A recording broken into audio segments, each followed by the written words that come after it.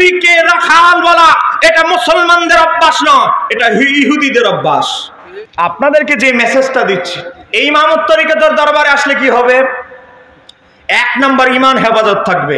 আপনাকে নবীর শানে, আউলিয়ায়ে কেরামের শানে, আহলে বাইতের শানে, সাহাবীদের শানে আদব শিক্ষা দেওয়া হবে, বেয়াদবি নয়। কথা কোন ঠিক কি না? কেন?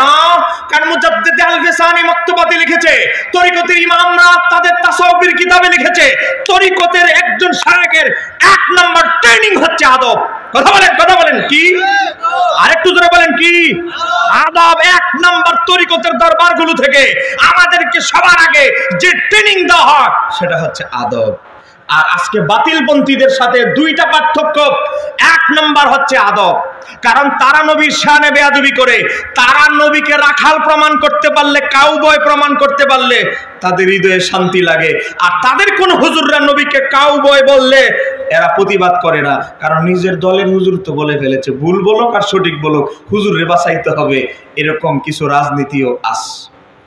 কথা বলেন ঠিক কিনা?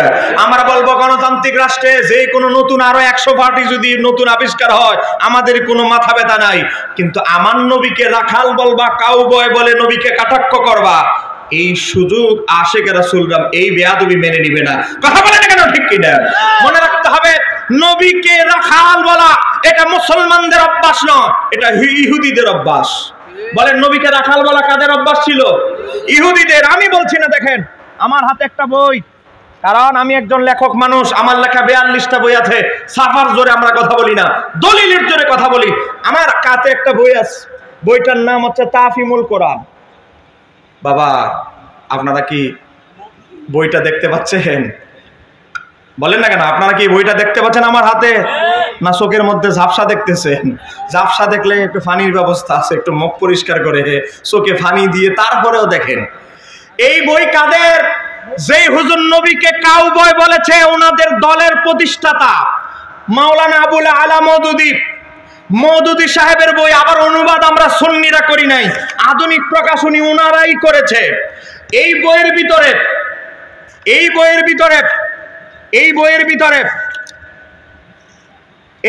ভিতরে 86 নম্বর পেজ, সেখানে সূরা বাকারা 104 নম্বর আয়াতের তাফসীর করতে গিয়ে মওদুদী সাহেব লিখেছেন, জামাত ইসলামের প্রতিষ্ঠাতা, তিনি কি লিখেছেন? শানে নজুল, আমার নবীকে রাইনা বলে ইহুদিরা কষ্ট দিত। মনোযোগ, রাইনা আরবি শব্দ, এটার দুইটা অর্থ। বলেন না কয়টা অর্থ? একটা ভালো, একটা খারাপ। এখন রাইনার একটা ভালো অর্থ হচ্ছে কি, সাহাবীরা ব্যবহার করতো, ইয়া রাসূলুল্লাহ আপনি আমাদের দিকে লক্ষ্য করেন, মায়ার দৃষ্টি দেন। আর ইহুদিরা খারাপ অর্থে ব্যবহার করতো, রাইনা মানি আমাদের রাখাল, ওই কাউবয় হুজুরের ভাষা শব্দ।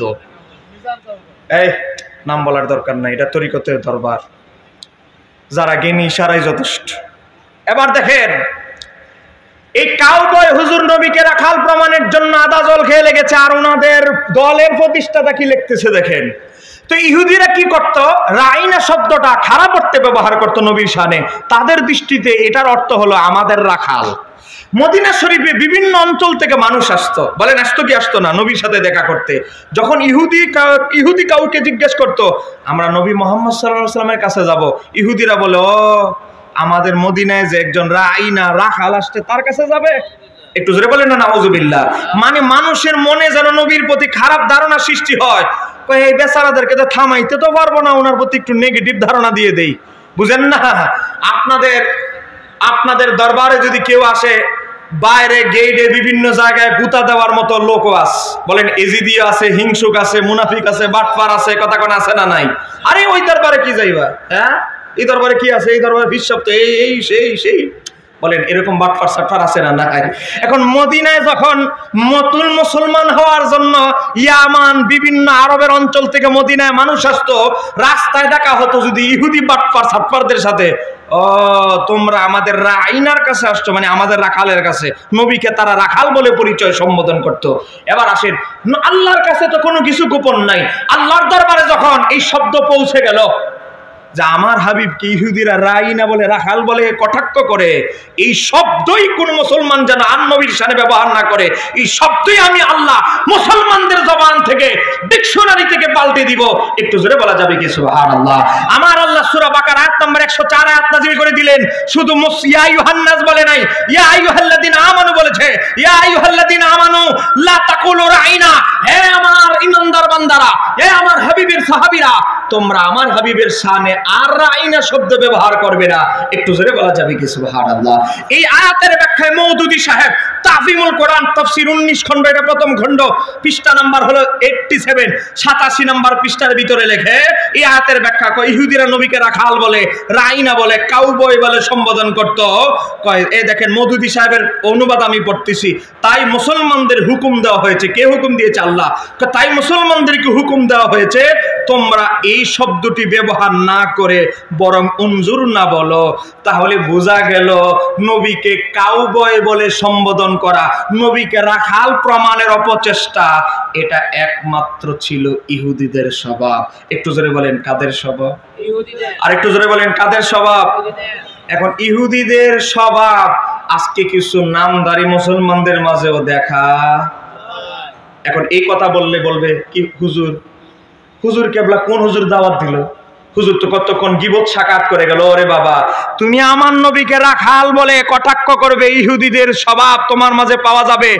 আর আমরা জবাব দিলে তা আবার তোমার বড় হুজুরের কিতাব থেকে জবাব দেওয়ার পর তোমার যদি আলাচ্ছি খাজ্জানি হয়, তাহলে নবীর চাইতে তোমার যদি হুজুরের প্রতি, তোমার সেই মালয়েশিয়ার হুজুরের প্রতি যদি পীড়িত বেশি থাকে, তোমার এই হুজুর হাসরের ময়দানে তোমাকে শাফাত করতে পারবে না। তোমার এই ঈমান নিয়ে তুমি জান্নাতে যেতে পারবে না। চিৎকার দিয়ে বলতে হবে ঠিক কি না? রাগ করতেছেন আমার কথা?